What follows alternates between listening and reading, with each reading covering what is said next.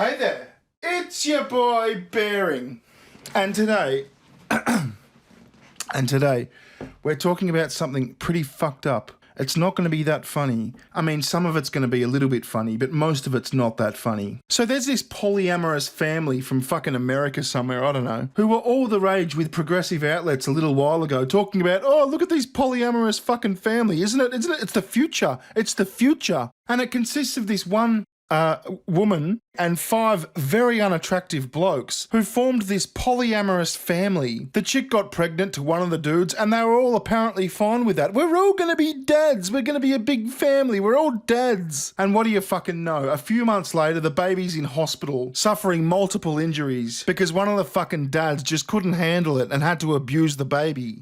Okay, so this group of individuals was touted to us by the woke media a few months ago as a new age kind of polyamorous family. Now, they're not actually a polyamorous family. What they are is one chick fucking 4 dudes. And one of those 4 dudes went on to get this chick pregnant. She had the baby, then one of these 4 gentlemen abused the baby and put it in hospital. Now, I'm not one to judge people on looks, but let's go through these 4 ugly motherfuckers and guess which one abused the baby. There's this guy with the fringe and the big glasses and the Spare Wars t-shirt, which he tucks into his shorts. Cool look. There's this fella with the red hair and the painted black nails and the earring in his right ear. Is that still a sign of being a gay? In the 90s, that was a sign of being a gay. I mean, if you got an earring, you got it in your left ear. If you got one in your right ear, you were a gay. Is that still a thing? There's this guy here. Oh, wait, pardon me. There's this guy here looking all glum who has some other dude crossing his chest to hold his girlfriend's hand while cupping his balls. And there's this guy here who looks like that creature out of Lord of the Rings. So who was it? Can you guess? Let's find out right after this sponsor.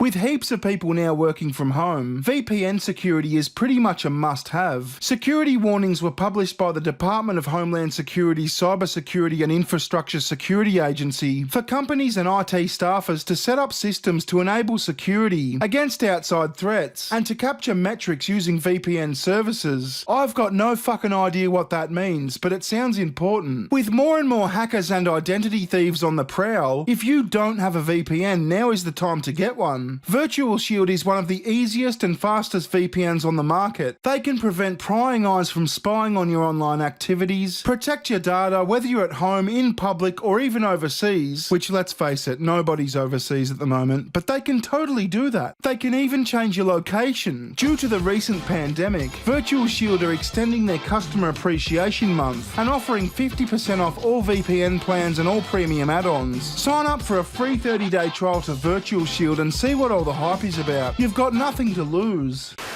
Polyamorous man lauded by progressive media charged with violent abuse of 5-week-old baby. Oh, by the way, this is the guy. This is the motherfucker who abused the 5-week-old baby. A 5-week-old baby was hospitalised in Florida recently after she was violently abused by one of her 4 fathers. 4 fathers. Ethan Baucom. Bucom.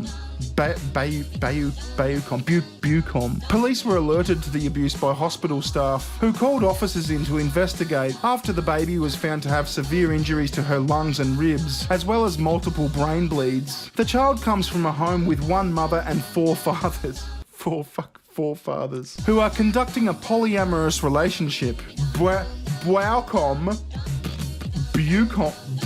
Bucom had been tasked with babysitting. When questioned, he told police that it was due to the difficulty he had sleeping while looking after the child that led him to harm her. Upon investigation, it was determined that the child was attacked on 3 separate occasions. Tori Ojeda, the child's mother, had reported her partner previously to the Florida Department of Children and Families, saying that Bucom told her that he had squeezed the baby. In late 2019, the world was introduced to Ojeda and her 4 partners. They lived together in Jacksonville, Florida, where they took turns swapping in and out every night. Each of the men considered her the hub of the relationship, and each of the men were spokes.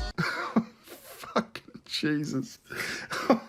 Tori is the hub, and we are spokes on a giant wheel. One of the men said on an episode of Love, Don't Judge. Ojeda met each of the men over the years, and in December, she revealed to the world that she was pregnant. Her longest-term partner, Travis, who she has known since elementary school, is not the father of the baby. Chris, who is the most recent addition to the household, is the father. While the men are not romantic with each other, Ojeda notes that she would not mind if any of her partners picked up another romantic connection. They're all more than welcome to have another partner if they so choose, Ojeda said. Honestly, I would love it if somebody found a second partner. You know, dividing time between all 5 people and making sure everyone feels included is kind of difficult.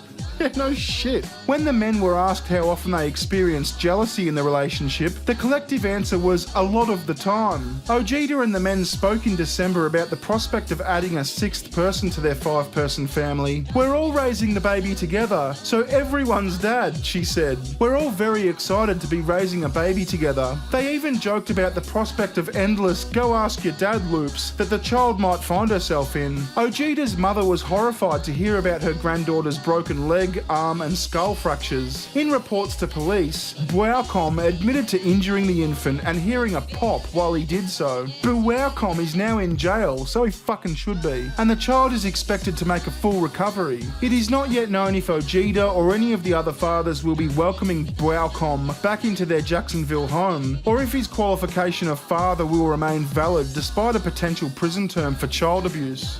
Okay, so now we have the actual video, and I've got to be a bit careful here because the original uploader seems hell-bent on copyright claiming it from everyone who uses it, probably because they don't want the wonderful polyamorous family they were touting a few months ago to be seen as bad, you know, because of the whole baby in the hospital after the abuse thing. Oh, also, I've got Sugar Tits here to comment on it with me. Let's go. This is Tori. She fell in love with Travis and Ethan and Mark and Chris. Their 4-way relationship is working wonders for them. Yeah, see, it's not really a 4-way relationship. It's one chick fucking 4 dudes. They're not like romantic or anything together. I mean, ooh. Relationship could best be described by having Tori as the hub and all of us are spokes on a giant wheel. Tori's the big hub and they're all spokes on a giant sex wheel. But not everyone understands the dynamic. I was like, oh, you're kidding, that you're joking. How will this poly relationship cope with a further addition to the family?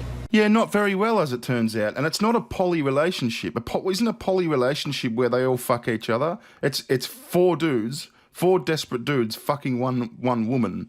And so who's the father of the baby?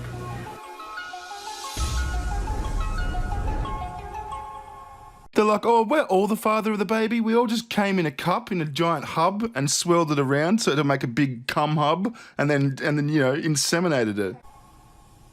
Alright, so then this is mine and Travis's room. This is the master bedroom.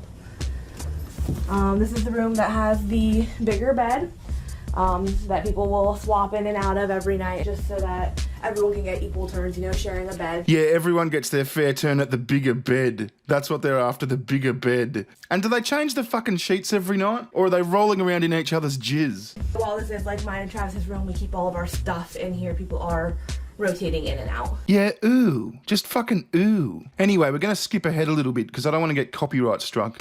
The relationship could best be described by having Tori as the hub and all of us are spokes on a giant wheel. Can you imagine saying that? Yeah, my girlfriend's like a big hub and I'm just one of the spokes that fucks her. We rotate and take turns in fucking the hub in the same jizzy sheets, presumably. Alright, I'm starting with a good card. I have yay. Yay! No. Are you all quite competitive when it comes to games? Yeah. Yeah. We have to try not to be. So is there any one person that tends to win when you play games? Definitely Chris. Listen. Alright, that's so awkward. You can feel the tension in the room. Skipping ahead a little bit. How often do you experience jealousy in the relationship? Regretfully, a lot of the time.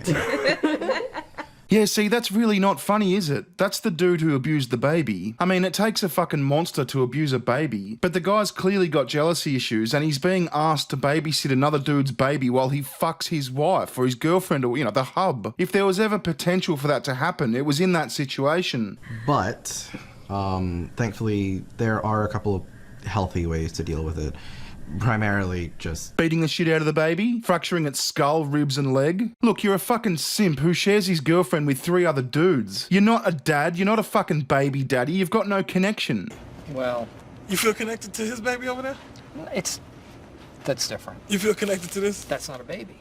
Anyway, I think I've made my point. That's going to do it for this video. Catch ya. Recession session. Give me better times, give me better times. Recession session.